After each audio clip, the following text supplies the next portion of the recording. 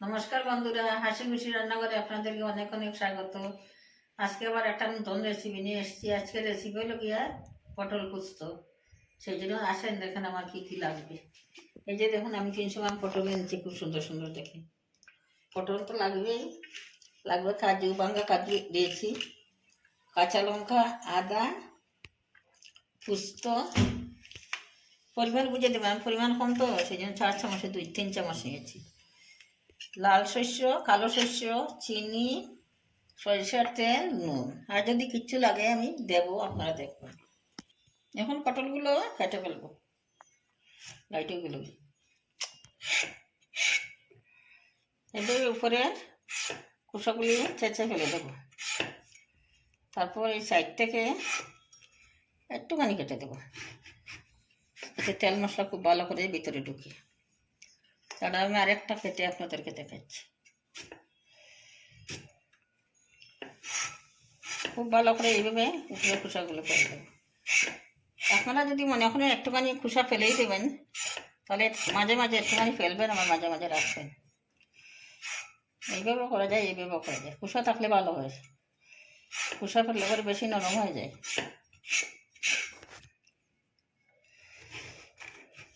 এই যে দেখো, এইভাবে সবগুলো কেটে নেব। এই তোমার পটলগুলো খুব ভালো করে ধুয়ে টুয়ে পরিষ্কার করে কেটে নিয়ে এসেছি। এইভাবে দেখুন, এক সাইডে একটা কাটা দিয়েছি যাতে ভিতরে তেল মশলা খুব ভালো করে ঢুকে। এখন আমি একটু ম্যারিনেট করবো, সেই জন্য দিয়ে দেবো একটুখানি নুন। নুন দিলাম,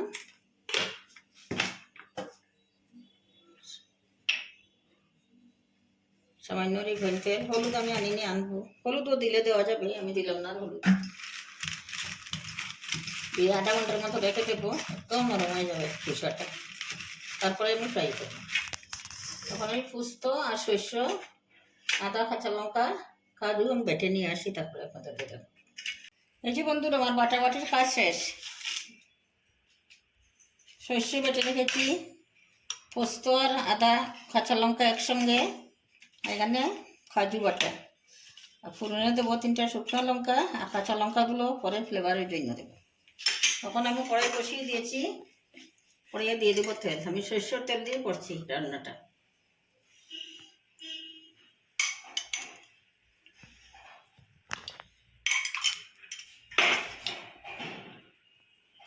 তেলটা আমার গরম হয়ে গেছে, এখন তেলের মধ্যে দিয়ে দেবো সামান্য হলুদ, তারপরে পটলগুলো দিয়ে দেবো।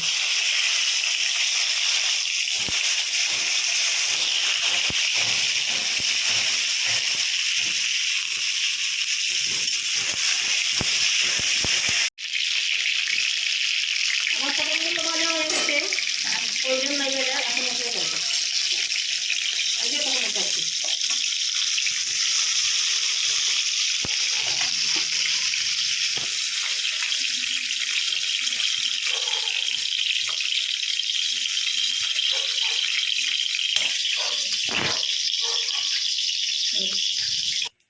পটল ভাজা করার পরে একটুখানি তেল আছে, এই তেলের মধ্যে একটু তেল দিয়ে দেবো।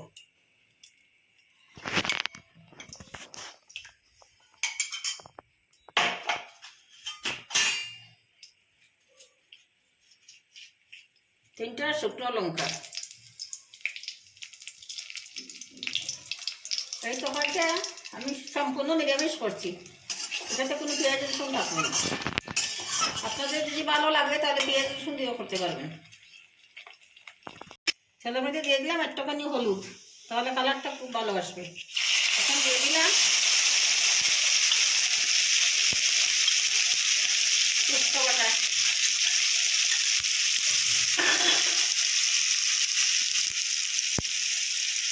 সরষে বাটা 2 চামচ দিলাম। পোস্ত, আদা, কাঁচা লঙ্কা একসঙ্গে দিয়েছি। এখন দেবো কাজু বাটা। এটা আমি দিলাম, আমি কাজু ভালোবাসি বলে, আপনারা না দিলেও হবে,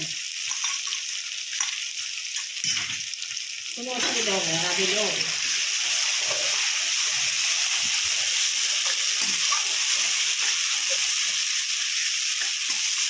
দেখেন মশলার রঙটা কি সুন্দর, খুব সুন্দর রঙ আসছে। তেলের মধ্যে হলুদ দিলে রঙটা খুব সুন্দর আসে, সেই জন্য তেলের মধ্যে হলুদটা দিয়ে দিলাম।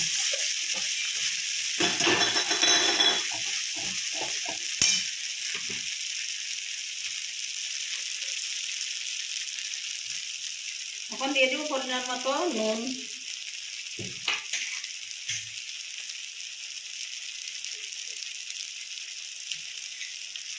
নিরামিষ তরকারিতেও 1 চামচ চিনি দিলাম। এখন খুব ভালো করে কষাবো।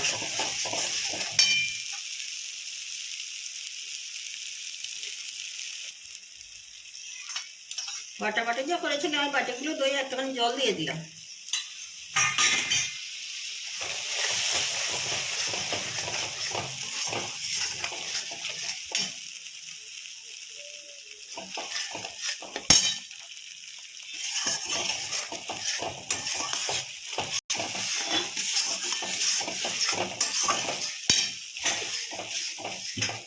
খুব ভালো করে 10 মিনিটের মতো কষিয়ে নিই, তারপরে আপনাদেরকে আমি দেখাবো।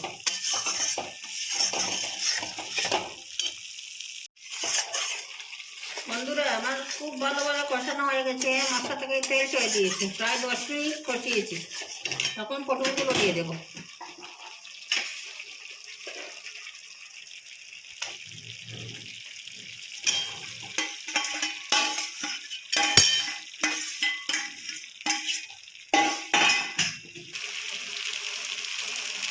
এখন খুব ভালোভাবে কষানো কষিয়ে একটুখানি জল দিয়ে চাপা দিয়ে রেখে দেবো, তাহলে পটলটা বয়েল হয়ে যাবে।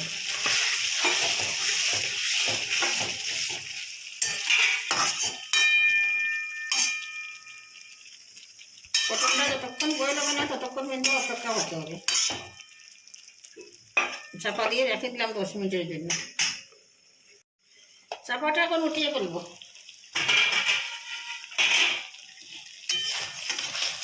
দেখেন আমার খুব ভালো করে কষানো হয়ে গেছে, পটলটা বয়েল হয়ে গেছে। এখন আমি অল্প জল দেবো। এই যে দেখুন বয়েল হয়ে গেছে। সামান্য জল দিয়ে এই তরকারিটা একটু গ্রেভি থাকবে, বেশি জল দেবো না। যেটা লাগে পটল ভাজা করে রেখেছিলাম তারাতেই একটুখানি জল দিয়ে দিচ্ছি।